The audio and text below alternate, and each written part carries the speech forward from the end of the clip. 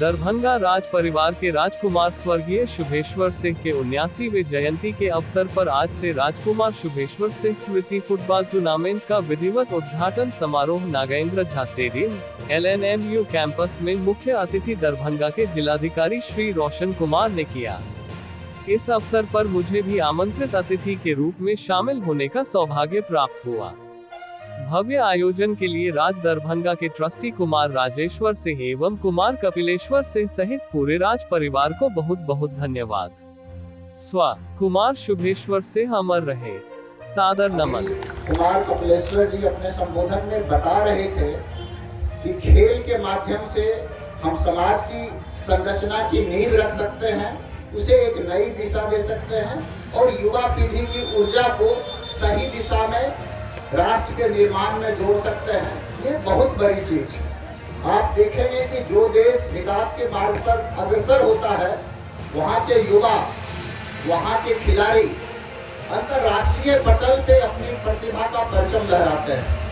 और ये एक छोटी शुरुआत एक दिन खेल के जगत में अंतर्राष्ट्रीय पटल पे बड़ा नाम बनकर उभरेगी, इस बात का मुझे पूरा विश्वास है।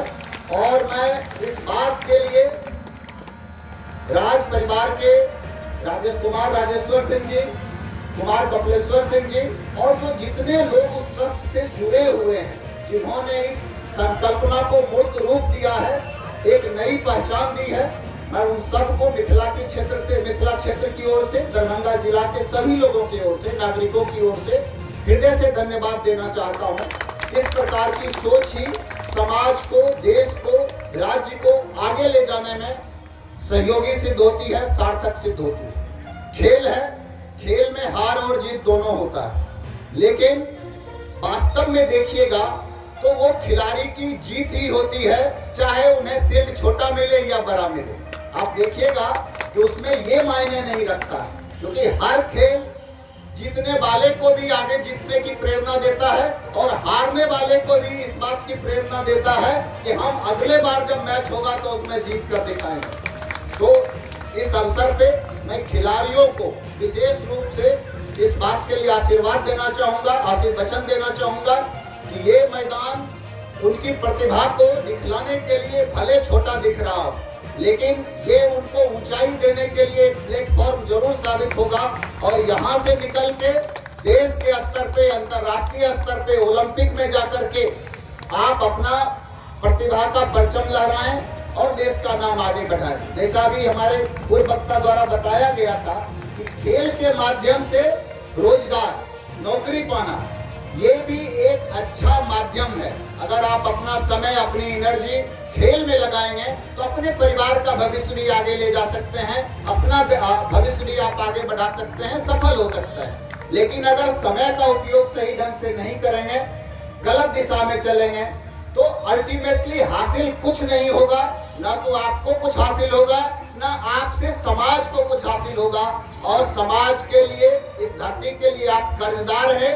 उन्होंने आपको पाल पोस के बड़ा किया है, तो निश्चित रूप से अपना बेहतर करने का काम करें ताकि आप उसे लौटा सकें। ईश्वर ने, इस कायनात ने हर इंसान को लिमिटेड समय देके इस पृथ्वी पे भेजा है। आप गौर से देखिएगा तो किसी भी व्यक्ति विशेष को ईश्वर से अगर कुछ हासिल है तो वो समय ही हासिल है, वो भी निर्धारित है, वो भी अनंत नहीं है।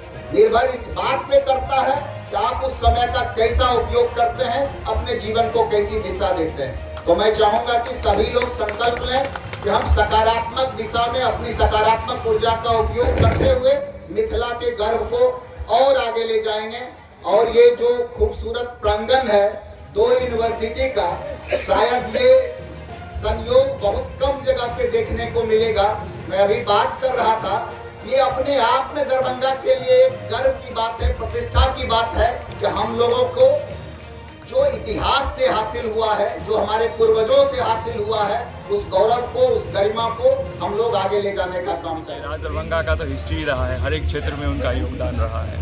स्पेशली सब हर एक क्षेत्र में स्पोर्ट्स में, जैसे मेरे ग्रैंडफादर थे राजा बहादुर विश्वेश्वर सिंह, वो पोलो के बहुत अच्छे खिलाड़ी थे और जो इंडियन फुटबॉल फेडरेशन के वो सचिव रहे थे। यहीं से इनफैक्ट इसी ग्राउंड से ऑल इंडिया फुटबॉल फेडरेशन का आरंभ हुआ और फिर वही परंपरा हमारे पिताजी स्वर्गीय राजकुमार सुभेश्वर सिंह जी ने चलाया और वो जैसे जानते हैं जैसे बहुत प्रोत्साहित करते थे प्लेयर्स को, और चाहे वो फुटबॉल हो, क्रिकेट हो, चाहे कोई भी मीन्स में हो, हर एक तरह से बने पूरा नौछावर था।